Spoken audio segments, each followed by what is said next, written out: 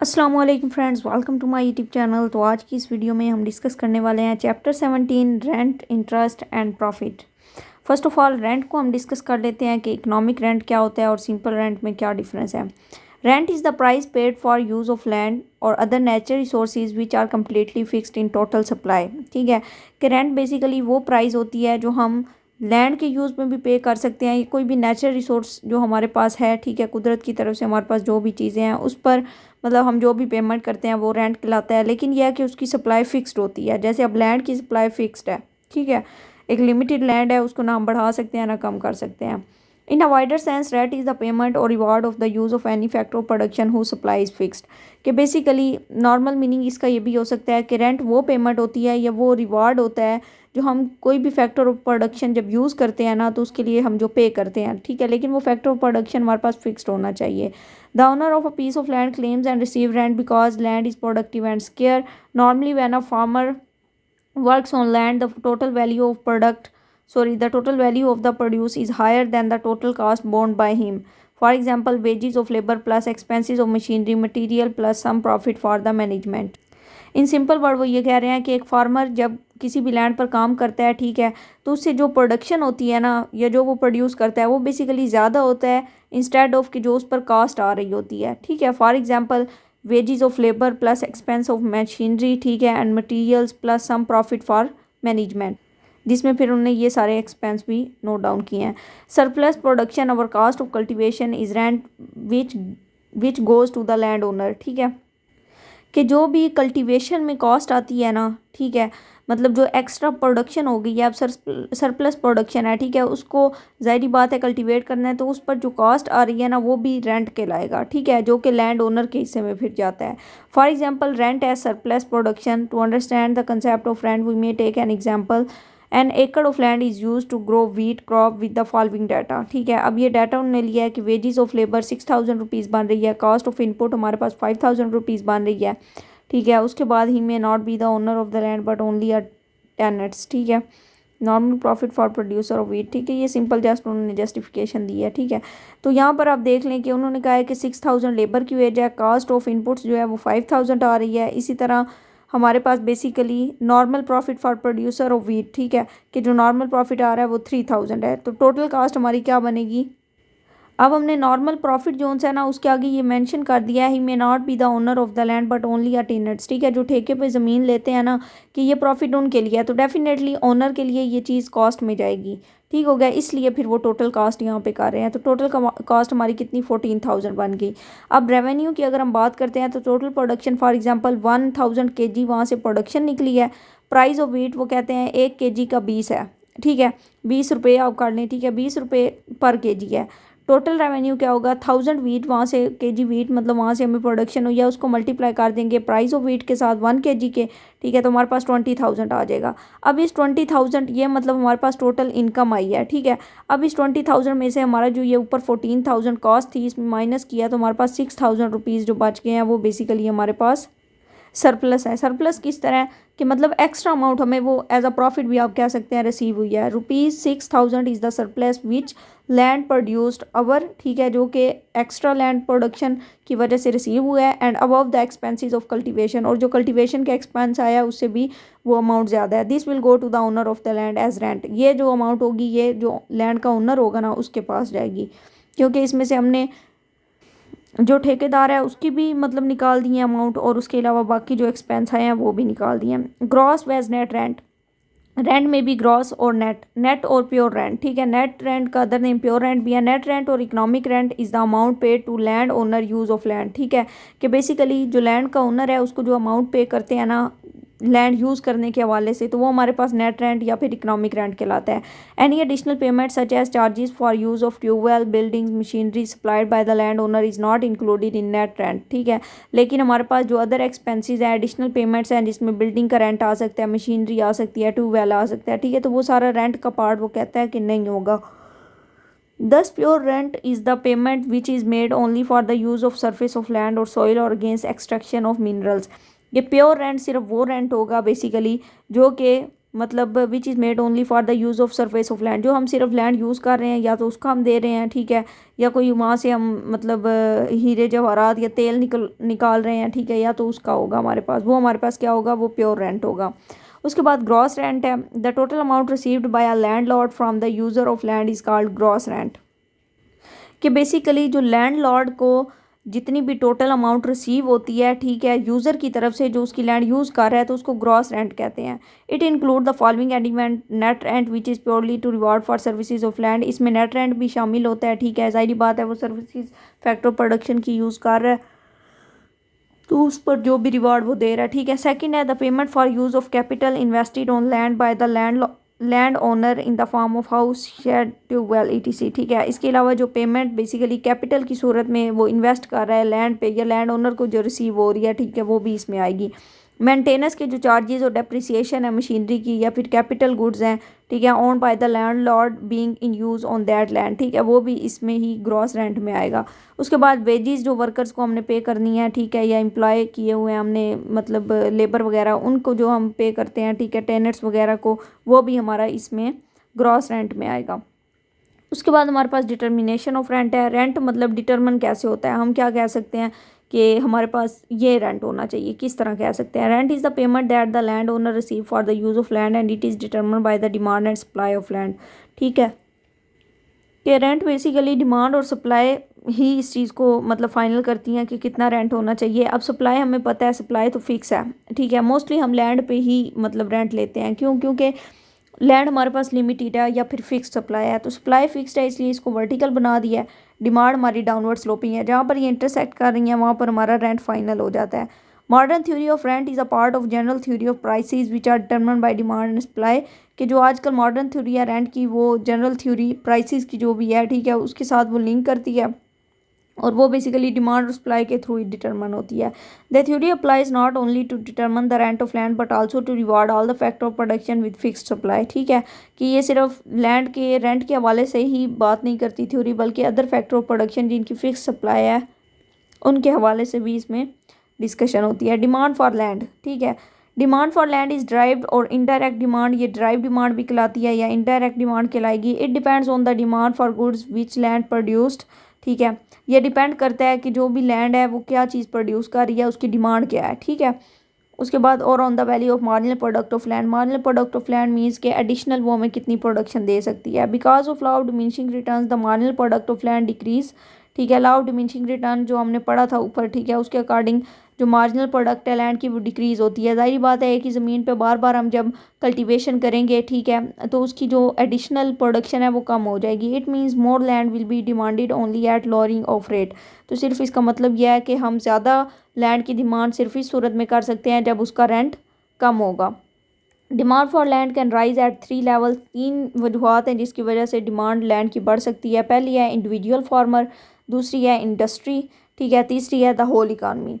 The demand curve of the industry all farmers growing the same crop is the sum of demand curves of all individual. ज़ाहिर बात है हमने पहले भी पढ़ा है कि जब हम डिफरेंट फर्म्स को कंबाइन करते हैं तो हमारे पास एक इंडस्ट्री बनती है, ठीक है, तो यहाँ पर वो यही कह रहा है कि जब हम फार्मर्स की फर्म्स को फार्मर्स क्या वर्ड है 2 minute, is the sum of demand come of all individual growers of crop, ठीक है, कि जो भी सिंगल फार्मर मतलब वहाँ पर क्रॉप कल्टीवेट कर रहे हैं, ठीक है, उन सबको जब हम कंबाइन करते हैं तो वो हमारे पास एक इंडस्ट्री बन जाती है, demand curve of the industry, ठीक है, तो ये भी डाउनवर्ड स्लोपिंग ही होती है। उसके बाद हमारे पास सप्लाई ऑफ लैंड है। Supply of land is also consider from 3 angles, जिसको भी 3 वजूहात या 3 साइड से देखा जा सकता है। From the starting point of firm, industry और फिर इकानमी। ज़ाहिर बात है पहले एक फर्म आती है, फिर इंडस्ट्री आती है, फिर economy. For an individual firm supply of land is perfectly elastic. ज़ाहिर बात है ये फिक्स्ड है, इलास्टिक है। By paying the current rent he can cultivate as much additional land as he wants. ज़ाहिर बात है जो रेंट उनका फ़िक्स हो गया, ठीक है, उस रेंट में अगर वो चाहें तो वो एडिशनल लैंड भी जो सी हैं या फिर ज़्यादा लैंड कल्टीवेट कर सकते हैं, ठीक है, लेकिन उन्हें एक फिक्स रेंट देना है उसका। The supply curve for him is a horizontal straight line parallel to X axis, ठीक है, तो फर्म की जो हमारे पास मतलब कर्व बनेगी सप्लाई वो हॉरिजॉन्टल होगी एक्स एक्सिस की तरफ, ठीक है, ये फर्म की है फर्स्ट वाली। उसके बाद supply of land for the industry जो सी है इज़ नॉट परफेक्टली इलास्टिक, ठीक है। इंडस्ट्री की जो सप्लाई है वो इलास्टिक नहीं होगी। It rises upward from left to right, ये left to right upward side पे होगी, ठीक है। Which means by offering higher rent land can be withdraw from other uses and the supply of land can be increased. कि basically जब land का rent हम मतलब ज़्यादा ऑफ़र करेंगे तो उससे लैंड को हम अदर यूजेस के लिए भी इस्तेमाल कर सकते हैं, जिसकी वजह से फिर सप्लाई भी हमारी इंक्रीज़ हो जाएगी, ठीक है। इसलिए इंडस्ट्री की जो कर्व है वो basically left to right upward sloping है। फिर supply of land for economy zone C है वो परफेक्टली इन इलास्टिक है, ठीक है। सप्लाई कर्व यहाँ पर हमारे पास वर्टिकल है, क्यों? क्योंकि यहाँ पे आके हमारे पास सप्लाई फिक्स्ड हो जाती है। अच्छा, स्टार्ट में भी हमने ये बात की थी, ठीक है, कि फर्म की जो सप्लाई है वो भी फिक्स्ड होगी, लेकिन वही बात है कि फर्म एक छोटे लेवल पे है, ठीक है। तो छोटे लेवल पे अगर वो स्टार्ट करेगी तो ज़ाहिर बात है ज़मीन तो लिमिटेड है, लैंड लिमिटेड है, लेकिन हम ओवरऑल बात नहीं कर रहे। तो ये चीज़ आपने कन्फ्यूजन नहीं यहाँ पर क्रिएट मतलब माइंड में करनी कि हमारे पास फर्म की लैंड भी है तो फिक्स्ड, लेकिन हम उसको कह रहे हैं कि वो छोटे लेवल पे है, तो उसको हम फिक्स नहीं कह रहे हैं, हम उसको ये कह रहे हैं कि वो बढ़ाई जा सकती है। फिर इंडस्ट्री में हम थोड़ी सी बढ़ा देते हैं, लेकिन फिर इकॉनमी में तो ज़ाहिर बात है हमारे पास एक फिक्स सप्लाई बन जाती है, ठीक है, कि अब पूरे पाकिस्तान की लैंड इतनी है तो हमने उसी में ही गुजारा करना है। इन सिंपल वर्ड ये है। इसी तरह फर्म की बात करें तो फॉर एग्जांपल इसमें से हमने कोई सिंध का एरिया ले लिया, पंजाब का ले लिया, ठीक है, तो वो इस सेंस में बात हो रही है। डिटर्मिनेशन ऑफ रेंट, ठीक है। Rent of land is determine where demand for supply and land are equal, ठीक है, कि जहाँ पर ज़ाहिर बात है डिमांड एंड सप्लाई कर इंटरसेक्ट करते हैं वहाँ पर हमारी मतलब जो रेंट है वो डिटरमिन हो जाता है, जो ऊपर हमने डिस्कस की थी, ठीक है। यहाँ पर अब उन्होंने सबसे पहले इंडिविजुअल फर्म की बात की है, जिसको पार्ट ए में उन्होंने डिस्कस किया है, ठीक है। और इक्विलिब्रियम उसका E1 पे है जब डिमांड और सप्लाई इंटरसेक्ट करती हैं, ठीक है। From usages 0Q1 quantity of land and pay rent 0R1, जब हमारे पास क्वांटिटी Q1 प्रोड्यूस हो रही है तो रेंट हम 0R1 दे रहे हैं, ठीक है। If it's demand rise D2 it does not affect market rate of rent since the individual can get unlimited quantity of land at current rate. अब फॉर एग्जांपल किसी भी वजह से अगर डिमांड बढ़ जाती है, ठीक है, तो डिमांड के बढ़ने से हमारा रेंट नहीं चेंज होगा, क्यों? क्योंकि ऊपर हम पढ़ चुके हैं कि हमारा फर्म का जो रेंट है वो बेसिकली हमारे पास हॉरिजॉन्टल होगा, ठीक है।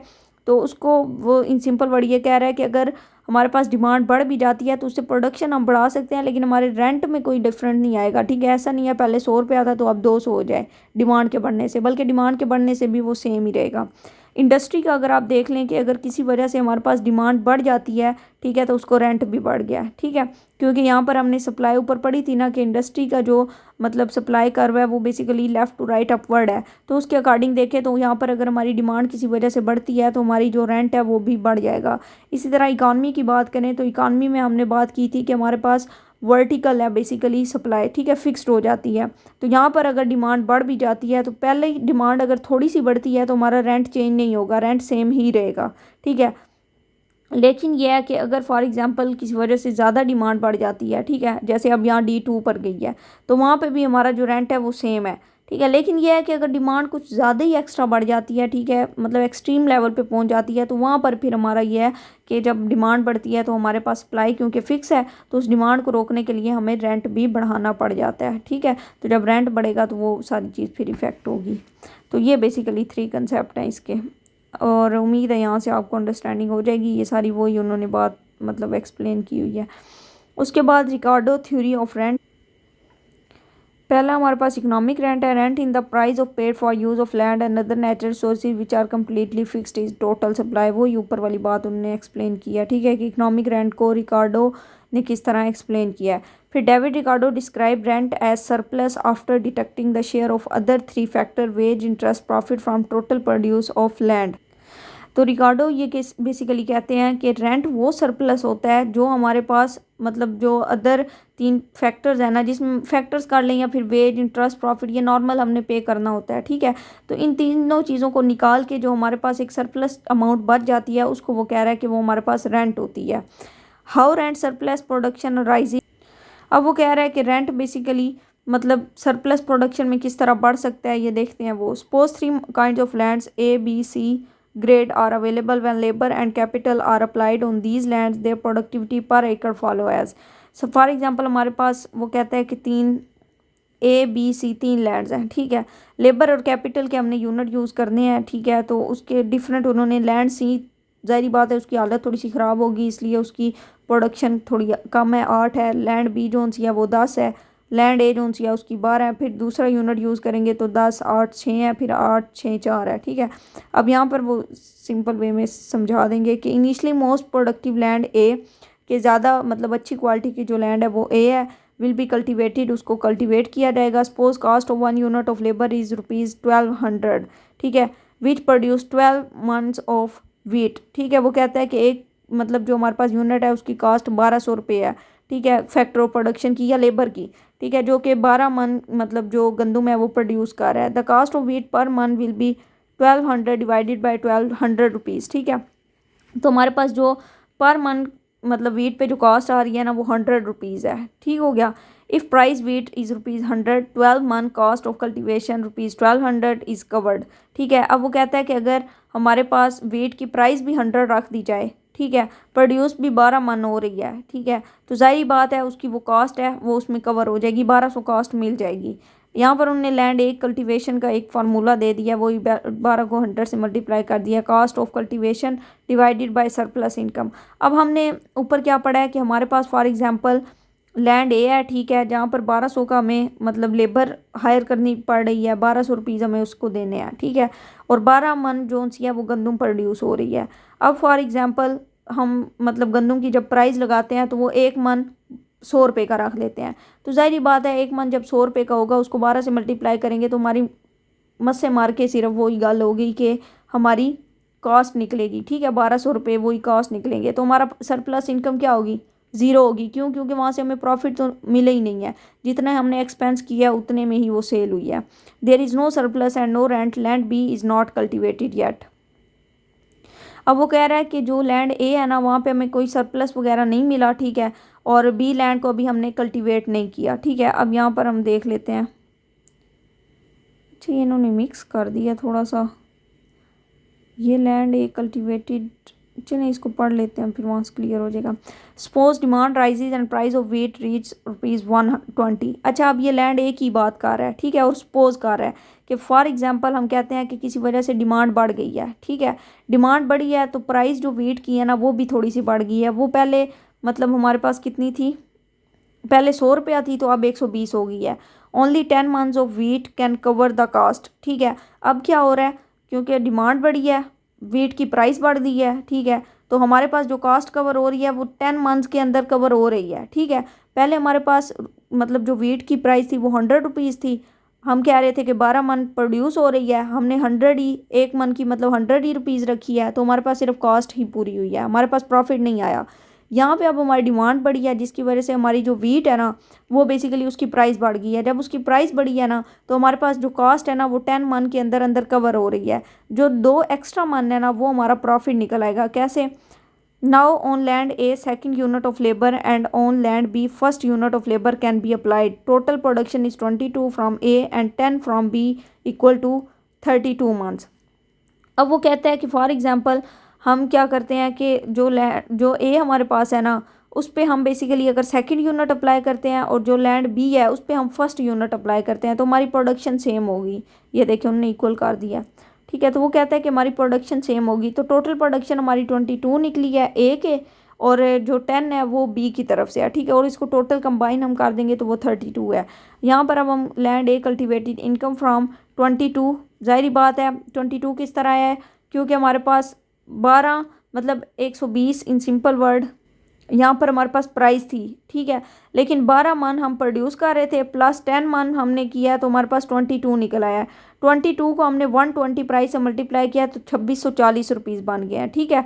Cost of cultivation 2 units of labour, अब हमने क्या किया, लेबर का मतलब दूसरा यूनिट भी लगा दिया है, और फिर जब 1200 को हमने मल्टीप्लाई कर दिया 2 से तो हमारे पास 2400 बन गया, ठीक है। और जब हम इसको कंबाइन करते हैं या फिर इसको माइनस करेंगे, ठीक है, तो 240 रुपीज़ हमारे पास सरप्लस इनकम बन जाएगी, ठीक है। ये सरप्लस इनकम कैसे बनी है, क्योंकि हमने एक तो लेबर का यूनिट दूसरा यूज़ किया है, और दूसरा क्योंकि जाहिर बात है डिमांड बढ़ी थी तो हमने सेकेंड लेबर को भी यूज़ किया, ठीक है, ताकि हमारी प्रोडक्शन उस डिमांड को पूरा कर सके। ओके जी, ये हमारे पास सरप्लस इनकम आई है। This surplus from A become rent which owner of the land can get, ठीक है। अब ये जो सरप्लस बना है ना ए लैंड का वो बेसिकली ओनर मतलब रिसीव कर रहा है as a rent. This surplus from A become rent which owner of the land can get, ठीक है, और उसके बाद लैंड बी हमारे पास कल्टीवेट हुई है। Land be income from 10 months, 10 months को उन्होंने 120 से मल्टीप्लाई किया, 1200 आ गया। कॉस्ट हमारे पास जो मतलब पर यूनिट लेबर की आ रही थी वो भी हमारे पास स्टार्ट में हमने कहा था कि 1200 आ रही है। तो यहाँ पर भी सरप्लस जो इनकम है वो ज़ीरो है, ठीक है। There is no surplus, so no rent on B. तो बी रेंट हमारे पास जो बेसिकली मतलब लैंड है वहाँ पर हमें कोई मतलब इनकम जनरेट नहीं हो रही, ठीक है। दिस इज़ मार्जिनल लैंड, ठीक है। अब ये मार्जिनल लैंड है, अगर आगे जाके वैसे ये बताएंगे कि इसको मार्जिनल लैंड क्यों कह रहे हैं, अगर नहीं बताते तो फिर हम इसको डिस्कस करते हैं। Land C is not cultivation because it does not produce enough to cover cost of labour, ठीक है। और लैंड सी जो सी है वो तो वैसे ही ना बंजर है, उसको हम प्रोड्यूस कर ही नहीं सकते। क्यों नहीं कर सकते? क्योंकि वो हमारी पास बेसिकली डिमांड ही पूरी नहीं करेगी, प्रोडक्शन ही पूरी नहीं करेगी। तो लैंड ए पे हमने पहले सिंगल यूनिट अप्लाई किया, फिर डबल यूनिट अप्लाई किया लेबर का, ठीक है। इस तरह लैंड बी पे हमने सिंपल 1 यूनिट ही अप्लाई किया, लेकिन लैंड बी में हमें कोई इनकम नहीं जनरेट हुई, जबकि लैंड ए में हमें इनकम जनरेट हुई है, ठीक है। तो ये इन तीन लैंड्स का डिफरेंस है। उसके बाद है land C is not cultivated because it does not produce enough to cover cost of labour, it will become cultivated if price of produce rise further, ठीक है। तो लैंड सी हमारे पास है वो तब भी कल्टीवेट होगी, जाहिर बात है, जब उस पर प्रोडक्शन जो सी है वो ज़्यादा हो रही होगी या फिर उसकी जो प्राइस है वो बढ़ जाएगी, ठीक है। जाहिर बात है, प्राइस बढ़ेगी तो प्रोडक्शन भी बढ़ा दी जाएगी, लेकिन उसको कल्टीवेट ही तब किया जाएगा जब उसकी प्राइस बढ़ेगी, अदरवाइज उसको नहीं यूटिलाइज किया जाएगा। The most important thing about recording theory is that rent is not a part of cost of production but a surplus over cost. तो रिकार्डो बेसिकली क्या कहता है, या रिकॉर्डियन थ्योरी क्या कहती है कि रेंट ये नहीं है कि आप जो आपकी कॉस्ट ऑफ प्रोडक्शन आ रही है उसको आप कह दें कि हमारा रेंट है, बल्कि उस कॉस्ट ऑफ प्रोडक्शन से जो एक्स्ट्रा इनकम निकलेगी ना, ठीक है, मतलब कॉस्ट ऑफ प्रोडक्शन को निकाल के जो एक्स्ट्रा अमाउंट होगी वो आपका रेंट कहलाएगा, ठीक है। It does not affect the price of output, या आउटपुट की प्राइस को ज़रा नहीं अफेक्ट करेगा। According to Ricardo price of corn is not high because rent is paid, but rent is paid because price of corn is high. अब क्या confusion वाली line वैसे उन्होंने बोल दी है। Price of corn is not high, कि corn की price high नहीं हो सकती बिकॉज रेंट इज़ पेड। क्यों? क्योंकि हमने रेंट ऑलरेडी पे कर दिया है। But rent is paid because price of corn is high, लेकिन रेंट हमने इसलिए पे किया है क्योंकि कॉर्न की प्राइस हाई हो गई है, ठीक है, उसकी प्राइस हाई हो गई है इस वजह से। अब ये सिंपल एक ना उन्होंने बस लाइन में कन्फ्यूजन क्रिएट की है कि ये इन दोनों का आपस में लिंक है, प्राइस का भी और रेंट का भी। वो आगे चल के अब हम देखते हैं। उसके बाद है the following diagram can be use to show rent as surplus over cost of cultivation 10 months of wheat meet cost of cultivation.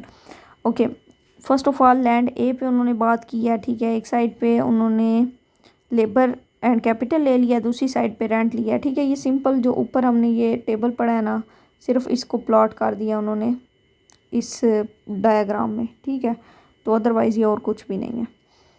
उसके बाद डिवेल्यूएशन है, modern economies do not accept Ricardian theory as full correct. अब इस पे criticism आ रहा है रिकॉर्डियन theory पे, ठीक है, कि इसको हम मतलब जो मॉडर्न इकोनॉमिस्ट हैं वो एक्सेप्ट नहीं करते। क्यों नहीं करते? There is no need for special theory of rent, इस रेंट के लिए कोई स्पेशल थ्योरी की ज़रूरत ही नहीं है। Like reward of other factor rent is also explained bye supply and demand of labour, कि जिस तरह हम लेबर को वेज दे देते हैं, ठीक है, और इसके अलावा मशीनरी पे इंटरेस्ट वगैरह दे देते हैं, ठीक है, प्रॉफिट की बात करते हैं, तो वो कहते हैं रेंट भी सेम ही है, ठीक है। जो सप्लाई और डिमांड के थ्रू हम उसको देख सकते हैं, इसके लिए ज़रूरी नहीं है एक थ्योरी बनाई जाए। Ricardo view that rent does not become a part of cost and price of the product is correctly only if we consider the whole economy not for the individual firm. तो वो ये भी criticism इन पे करते हैं कि रिकार्डो जो कहता है ना कि हमारे पास जो रेंट है वो मतलब प्राइस या कॉस्ट ऑफ प्रोडक्शन में नहीं आता, बल्कि वो एक सरप्लस जो अमाउंट होती है उसको वो रेंट कहता है। तो वो कहते हैं ये बात ठीक है, लेकिन ये होल इकॉनमी के हवाले से बात ठीक है, एक इंडिविजुअल फर्म के हवाले से बात ठीक नहीं है, ठीक है। क्योंकि एक इंडिविजुअल फर्म के पास तो अमाउंट ही इतनी होती है कि वो लगाए और वहाँ से बस उसको जो रिटर्न आना है वो आना है, ठीक है। तो ये जो बातें रिकार्डो कर रहा है ये इकॉनमी लेवल की है, ना कि इंडिविजुअल फर्म की।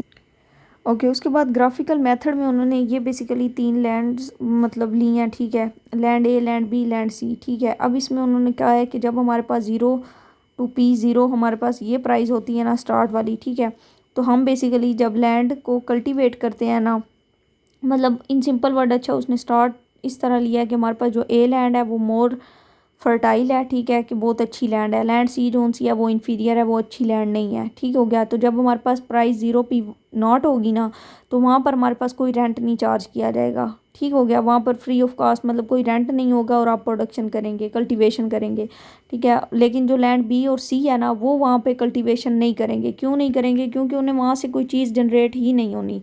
ज़ाहिर बात है, एक तो वो मतलब बी और सी के मुकाबले में ए लैंड बहुत कोई अच्छी क्वालिटी की है, ठीक है। उस अच्छी क्वालिटी की होने की वजह से अगर 0 P0 भी प्राइस है तो वो कुछ ना कुछ वहाँ से अर्न करेगी, ठीक है, अगर वो रेंट नहीं भी लेती तो। लेकिन जो लैंड बी और सी है ना, वो ज़ाहिर बात है ए की क्वालिटी की निस्बत बहुत डाउन है। वो जब तक एक हैंडसम प्राइस नहीं ना चार्ज करेंगे उन्हें फ़ायदा नहीं होगा, ठीक है।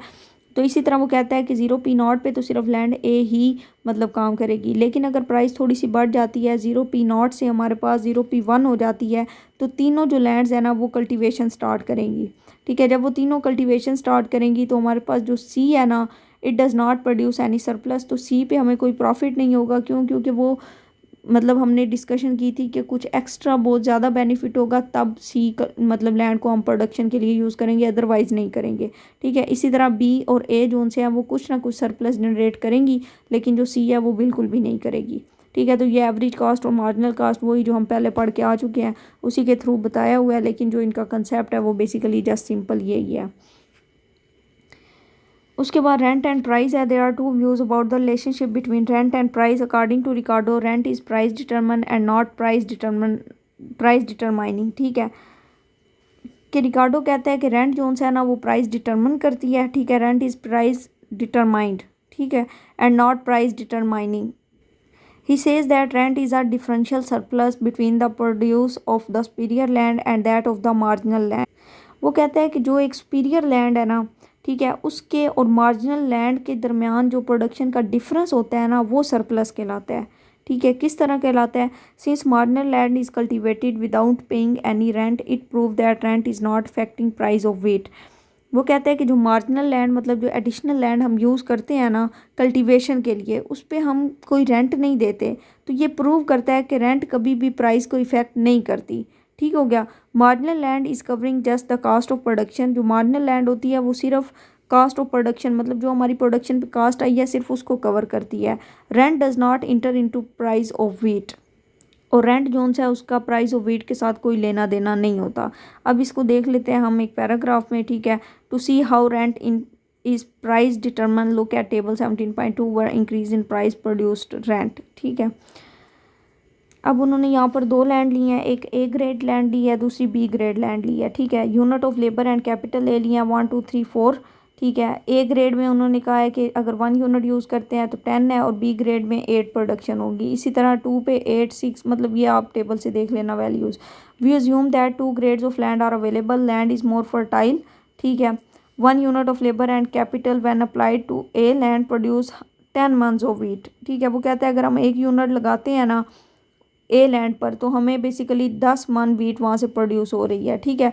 और हमारे पास लेबर और कैपिटल का जो 1 यूनिट है वो इन सिंपल वर्ड हम कह रहे हैं कि 1000 रुपीज़ उस पर कास्ट आ रही है। The price of wheat must be at least ₹100 per month so that 10 months can cover ₹100, ठीक है। तो वो कहता है कि प्राइस जो व्हीट की हमने रखनी है वो 100 पर मंथ लाजमी रखनी है, क्योंकि अगर हम 100 पर मंथ नहीं रखेंगे तो हमारी कॉस्ट ही कवर नहीं होगी। अगर हम 100 रखेंगे तो जाहिर बात है 100 को 10 से मल्टीप्लाई करेंगे तो हमारी कॉस्ट निकल आएगी। क्यों? क्योंकि हमारे पास फर्स्ट यूनिट में मतलब ऑलरेडी हमारे पास कॉस्ट ही ये आ रही है। There is no surplus and so no rent. तो यहाँ पर हमें कोई सरप्लस नहीं हुआ, जो हमने एक्सपेंस किया था जस्ट वही हमें जनरेट हुआ है, तो इसलिए यहाँ पर कोई रेंट नहीं था। क्योंकि अब रेंट क्यों नहीं है? क्यों? क्योंकि रिकार्डो तो यही बात कहता था ना कि जो एक्स्ट्रा अमाउंट या जो सरप्लस होता है उसको रेंट कहते हैं, तो इसलिए यहाँ पर हमें सरप्लस नहीं है, means no rent. Now suppose due to increased demand for wheat, price rise from 125 at this price 8 months can be sold to cover the cost of 1 unit of labor and capital। अब वो कहता है कि for example किसी वजह से price बढ़ गई है, 100 से ₹125 हो गई है, ठीक है। अब ₹125 के हिसाब से देखा जाए तो पहले जो हमारी कॉस्ट कवर हो रही थी 10 मंथ के अंदर, वो अब हमारी कॉस्ट कवर हो रही है 8 मंथ के अंदर, ठीक है। तो अगर हम पहले यूनिट पर ही मतलब 8 मन प्रोड्यूस करते हैं या फिर मतलब प्राइस बढ़ जाती है 125 होती है तो हमारा वहाँ से सरप्लस जनरेट हो सकता है। So B land is also cultivated, तो अब हम बी लैंड भी कल्टिवेट करेंगे at this price of 125 2 units are applied to A, its total production is 18 मन। कि अगर 125 प्राइस चल रही है मार्केट में, ठीक है, तो हम ए लैंड पर अगर 2 यूनिट यूज़ करते हैं, ठीक है, तो हमारी जो टोटल प्रोडक्शन हो रही है ना वो 18 मन हो रही है। किस तरह? पहले यूनिट पे 10 है, दूसरे पे 8 है, तो टोटल 18 बन गई। There is a rent of 2 maund because 16 maund of wheat can meet the cost of labour and capital. तो अब वो कहता है कि हमारे पास यहाँ पर ज़ाहिरी बात है रेंट चार्ज होगा, या फिर rent in simple word surplus amount, ठीक है।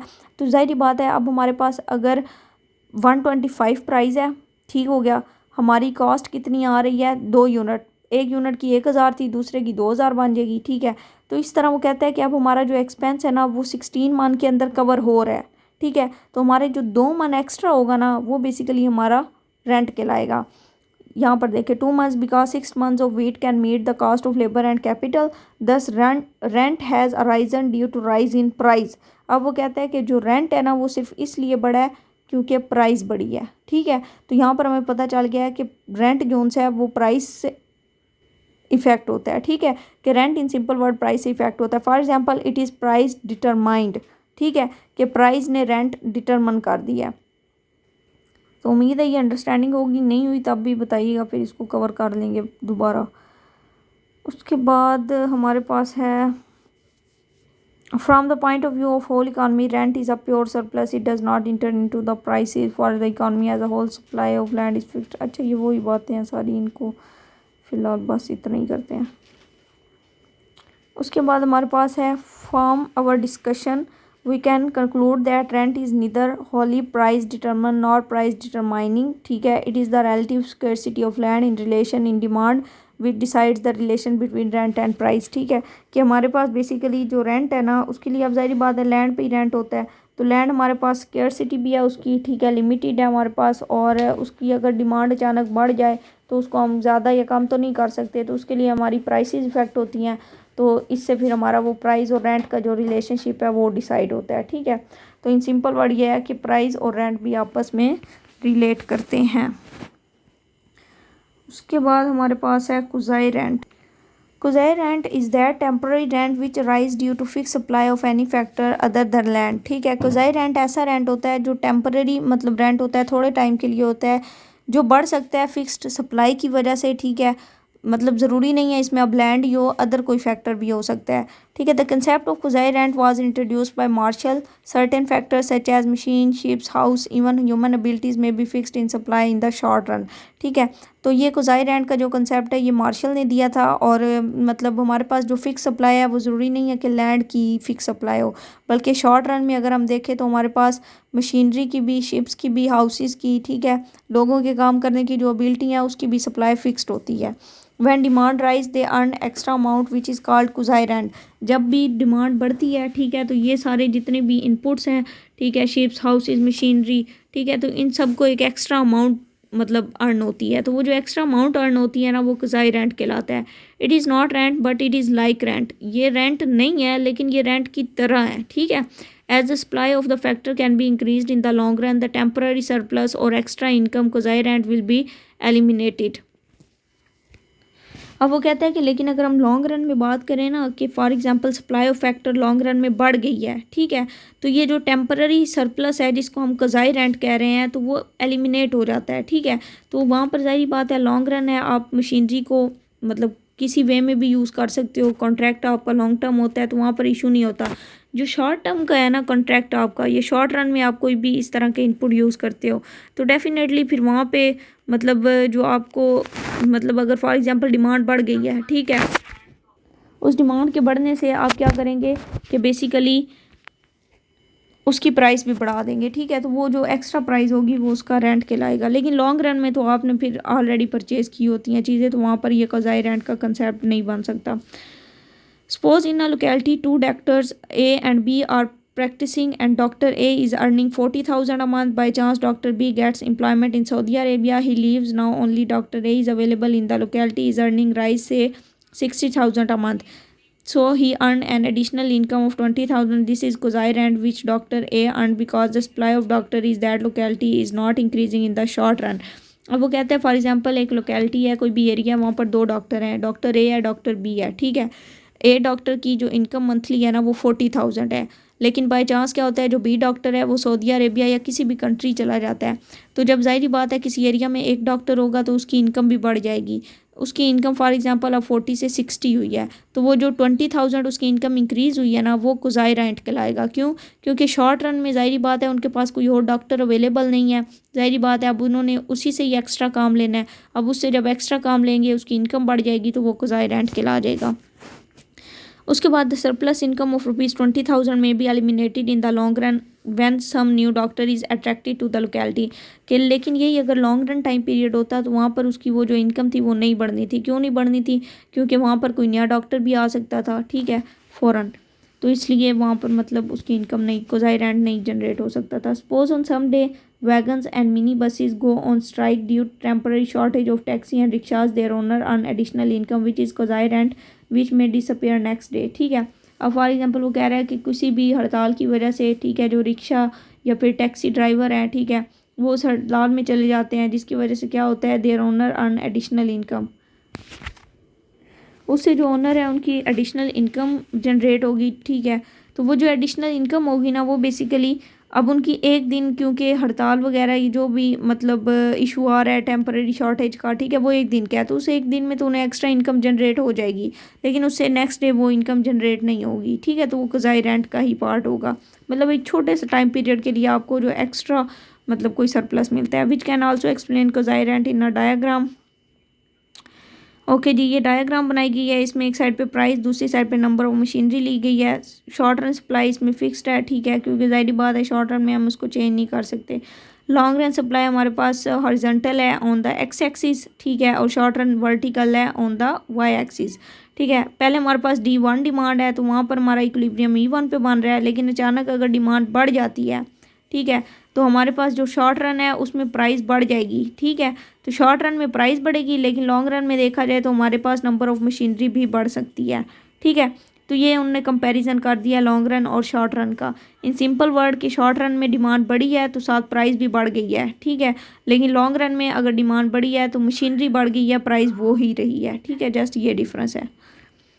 उसके बाद ये सारी उसकी एक्सप्लेनेशन है। उसके बाद मार्जिनल और नो रेंट लैंड। ठीक है, अच्छा, ऊपर भी हमने पढ़ा था मार्जिनल लैंड का कि ये आगे आएगा, तो यहाँ पर इंशाल्लाह ये अंडरस्टैंडिंग हो जाएगी। Marginal land is any land whose production is just equal to the cost of cultivation. Marginal land basically वो लैंड होती है जिसकी प्रोडक्शन उसकी कास्ट के इक्वल होती है। ठीक है, it is no rent land, वहाँ पर हमें कोई रेंट वगैरह नहीं मिल रहा होता, रेंट या फिर सरप्लस आप कह सकते हैं। Ricardo use the concept of marginal rent to calculate rent, consider the given table. कि रिकार्डो ने भी कंसेप्ट ऑफ मार्जिनल लैंड की बात की थी। ठीक है, a land and superior is to be. ठीक है, कि यहाँ पर वो कहता है कि जो बी लैंड है ना वो सुपीरियर है।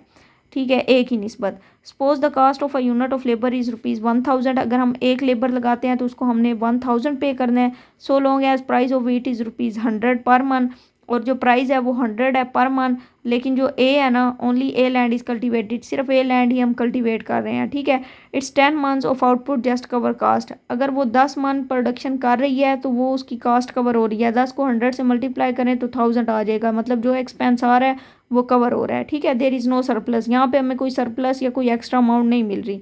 This is marginal land. ठीक है, तो ये हमारे पास क्या कहलाएगी, ये हमारे पास मार्जिनल लैंड कहलाएगी। क्यों? क्योंकि यहाँ पर हमें कोई सरप्लस जनरेट नहीं हो रहा, तो वो लैंड जहाँ पर कोई सरप्लस वगैरह जनरेट नहीं होगा वो मार्जिनल लैंड कहलाएगी।